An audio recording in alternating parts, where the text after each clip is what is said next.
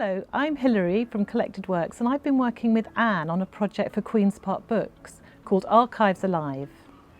QueenSpark Books has got a really rich archive of books about Brighton and the people and the community, and a lot of them have gone out of print. So the purpose of this project was to create 4 new books which are sort of like the greatest hits of Queen's Park. So the 4 new books created as part of Archives Alive are Alternative Spaces, which looks at art, music, literature, politics, all the alternative life that happens in Brighton. Behind the Facade, which looks at the terraced communities of Brighton and Hove, from the slum-cleared houses to the little houses of Hanover, to the posh flats of Brunswick and Kemp Town, and the people and the communities that live there. We also have Brighton's Unsung Heroes, which looks at the ordinary lives of people from Brighton, including fishermen, single mum, activists, people who work on the buses, local cleaners, a real diverse group of unsung heroes. And the 4th Archives Alive book is Outskirts, which looks at the communities at the edge of Brighton and Hove, from Portslade to Rottingdean to Whitehawk to Colddean. Lots of stories and lots of reminiscence in there. It's a beautiful book. As part of the project, we ran workshops all over the city in community spaces, introducing the books to people, and they responded creatively with collage and writing postcards to characters within the books. We're going to show you some of those postcards and collages that we made, and at the end we're going to ask you to make something of your own that you can send in to us and we can share.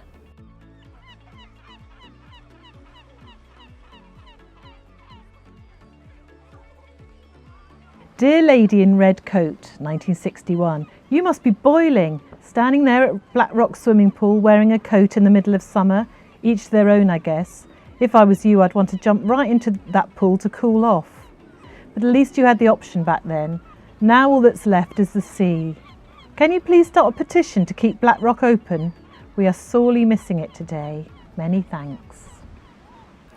Dear unemployed man, a very long time has passed since you were pictured holding the placard, standing in the middle of the road. The directness of your message and its simplicity really speaks to me. We want work.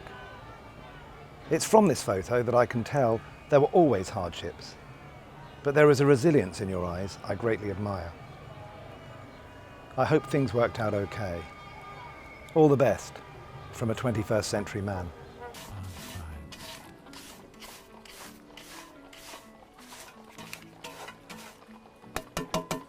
Dear Chimney Sweep, people still have fireplaces in their houses, but not many have open fires anymore.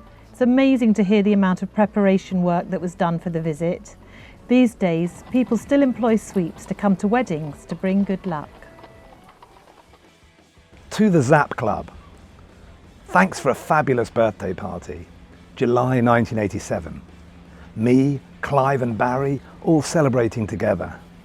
Music was 60s to 80s pop. Everyone dancing, and you should have seen our parents and sisters' faces when the act came on stage. We were the act, the Freudian slips we called ourselves.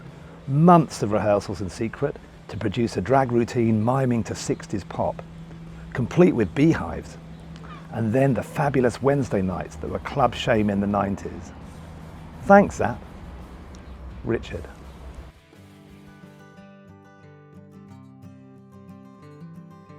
Dear Harry Cowley, if you were alive today, you'd see they created an anarchist cooperative community centre in your name. The volunteers are still fighting for those in need, with food banks, English classes for migrants, fighting cuts and injustices, free education, direct action. I think you and Harriet would be pleased.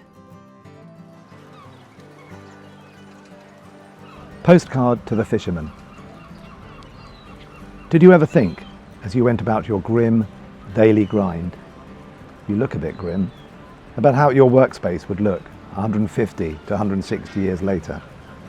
Did the future ever catch your mind? The complete replacement in this short strand of work by leisure. If you want to take part, we're really keen to hear from you. You can either write a written postcard, which is what you've heard in response to the books, or if you're more of a visual person, you can do your own collage, and I recommend using really colourful card. Get some nice coloured card. And then you can cut out words and pictures and anything that inspires you from the books. It could be themes about people or leisure or work or housing. And then you make your own little postcards. This one I chose food. You can see here, I've got one here about the Cowleys. And the Let's Party, these are about music and the leisure. This is all from the Alternative Spaces book. So have a think about how you want to respond, so it could be visually or in creative writing, however you like. So you can get copies of the book from the QueenSpark website. They're also available in the library and the museum. You might also have copies at home, in which case you could photocopy pages and make your own pictures from using those, or you can just look through magazines and look for Brighton pictures, photocopy those, cut those out, stick them on your coloured paper, write words. You can find keywords like that, anything you like. If you can't get hold of the books, we're going to put some images on the screen now which should be able to inspire your postcards.